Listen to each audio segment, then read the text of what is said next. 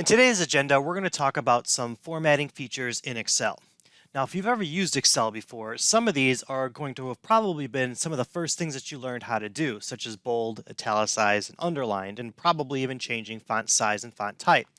Some of the other features, such as aligning left, center, top, and bottom, indenting, wrapping text, and clearing formatting might not have been things that you have done in the past. So let's jump right into it and look at bolding. Now, bolding makes characters darker. The size of the text actually just a little bit thicker to make it stand out. To bold something in Excel, you highlight the cell and you come up here to your formatting tab and you just click your B, and you see that the entire cell has been bolded. What you can also do is if you just want to bold a individual word within that cell, you then could do the same thing by clicking into the cell and highlighting the word or characters that you want to make bold. Once your selection is highlighted, click on the B and you notice that that word has become bold, but nothing else in that cell has been bolded. There's also a shortcut to achieve this if you don't want to come up to the menu, and that is the shortcut Control B on a Windows computer. Hold Control B, it'll be bolded and unbolded as you see here. The next feature is italicizing. Very similar, you can click on the cell and come up here. Notice this is already italicized. If I want to unitalicize it, I can just click on the I. To re-italicize it, click on the I again. The shortcut for this is Control I, and I can toggle between italicized and unitalicized. Similarly, I can also do that with an individual word or characters within the cell. Click into the cell, highlight the characters that you want to make italicized, hit Control I, or come up here and hit the I, and you notice that that word has been italicized.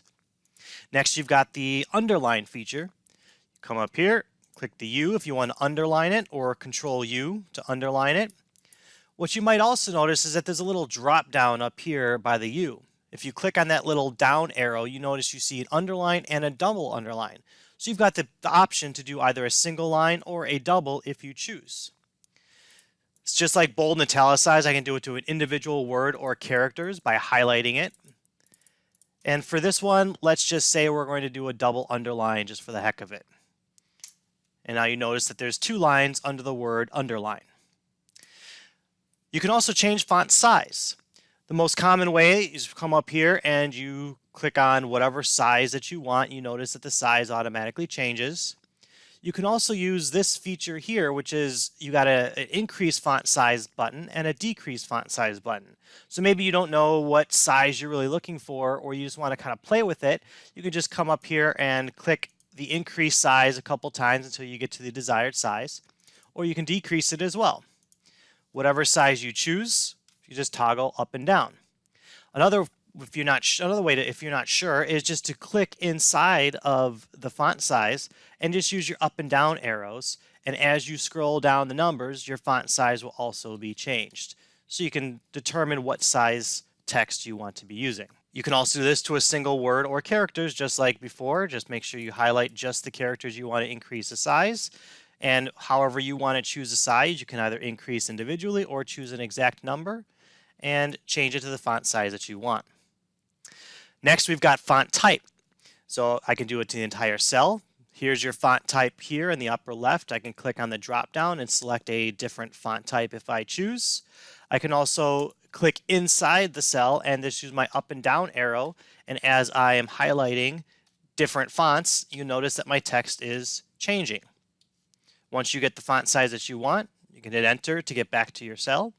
You can also do this to a single word or characters by just making sure that that individual word or characters is highlighted. And click enter when you're done. Next, you've got align left, center, right, top, and bottom. So you probably have used left, right, and maybe even center at some points. And you can do that by just using these buttons up here.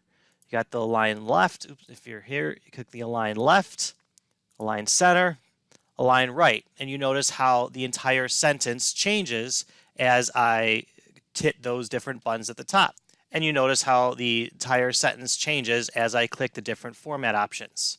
What you might not have known is right above it, we've got additional formatting options, which is a top align, the middle align, and the bottom align. So what that does is it changes where it is vertically. So these three buttons on the bottom changes the alignment horizontally, and these three buttons on the top changes your alignment vertically. So if I click the top align, you notice how the text aligns to the top of the cell. If I click the align middle, it's in the middle of the cell, and if I click bottom, it's now at the bottom of the cell. So if I want, I can align right middle or center middle. And now the text is perfectly centered within the cell, both vertically and horizontally.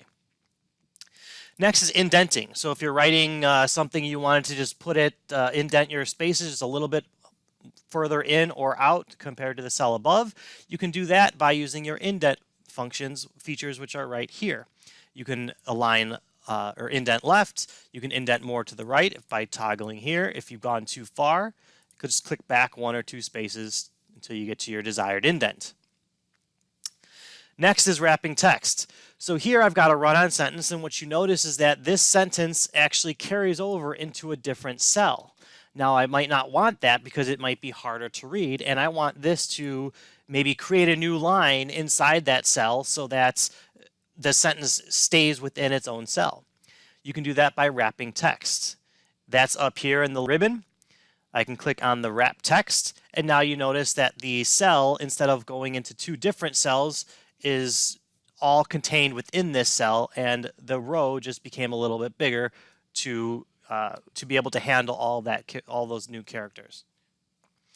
Now that we've done all these formatting options, it would be great if we knew how to remove them. Now, this particular cell, I've got a whole bunch of different formatting things applied here. I've got bold, italicized, text is wrapped, aligned bottom, color, fonts, everything. Now I could just go through and individually undo everything, but if you've got a lot of cells that have different formatting and they're all different formatting, it can be quite cumbersome. There's actually a quick, easy way to do this inside of Excel, and that is clear formatting. If you come up here to the top right and you see this clear option, you click on the little drop down and you see clear formats. Now when you click on this option, all formatting option restores to your system default settings. So you notice it took off the colors, it took off the bold, it took off the alignments, it took off everything, and it's just aligned to my system defaults. Thank you for tuning in. I'll see you in the next video.